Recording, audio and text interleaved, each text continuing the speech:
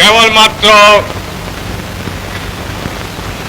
এই এলাকার ভাই বোনদের জন্য নয়, সারা দেশবাসীর জন্য একটা খুবই গর্বের বিষয়। কারণ আজ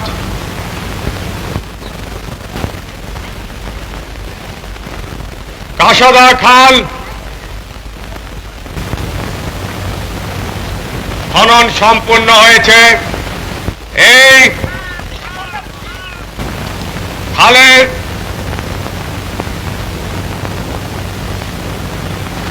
পুরো এলাকা আমি নিজে আজ পায়ে হাঁটলাম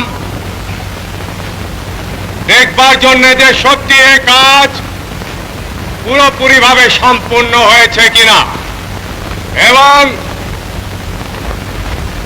আমি নিজে জানি, নিজে দেখেছি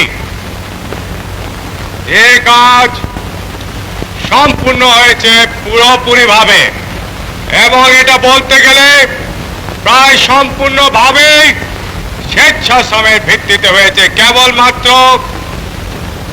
100 মণ গম এবং 20,000 টাকা দেওয়া হয়েছে। বাকি সমস্ত কাজ এই এলাকার ভাই বোনেরা স্বেচ্ছাশ্রমের ভিত্তিতে করেছে।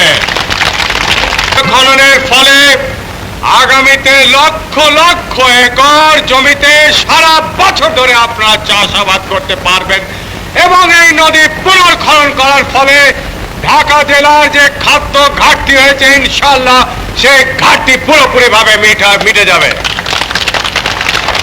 যে সব এলাকাতে এইভাবে পানি নিয়ে যাওয়া যাবে না, সেই সব এলাকাতে নতুন খাল খনন করতে হবে।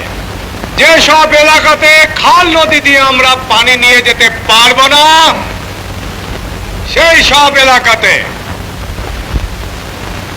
সেচের ব্যবস্থা করতে হবে গভীর এবং অগভীর নলকূপ দিয়ে।